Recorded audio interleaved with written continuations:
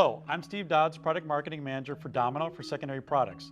Today I'd like to show you our M230i Titan system and show you our 4S core values behind our design. So part of what our 4S contains is our size, a compact size that has a very small footprint.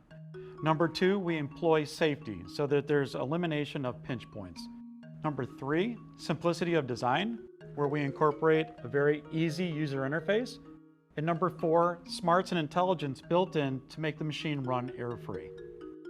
Compact size of the machine is really important when you're on the line because there's not a lot of extra space, but we don't compromise capacity. So we still have a 14-inch OD roll and we have a 600-meter ribbon. Allows us the same capacity as the other units on the market, but in a much smaller footprint. Another one of our core 4S values is safety. Safety is paramount on a machine that runs autonomously. For our system, we've incorporated safety in our TAM pad. Any kind of collision detection, operator's hand or anything else will stop the machine from running, as well as a removal of a cover or an opening of the nip lever. These will all stop the machine from functioning and prevent an operator from getting further hurt.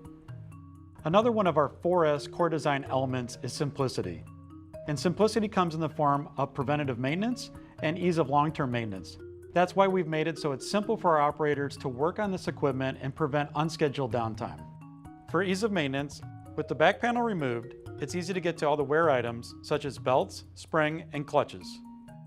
In order to get access to the printhead, we can move the tamp cylinder back, open up the printhead latch, and remove the magnetically coupled printhead. This allows for very easy replacement as well as easy cleaning and maintenance. Our last 4S core value is our smarts. What we do for intelligence on our tamp pad is to make sure that until we've arrived in the home position, we don't feed another label. And we do that with a sensor inside the actuator. We also incorporate an air pressure sensor that tells us if the air pressure is too low, so we don't try to extend the arm and have a potential collision with a product.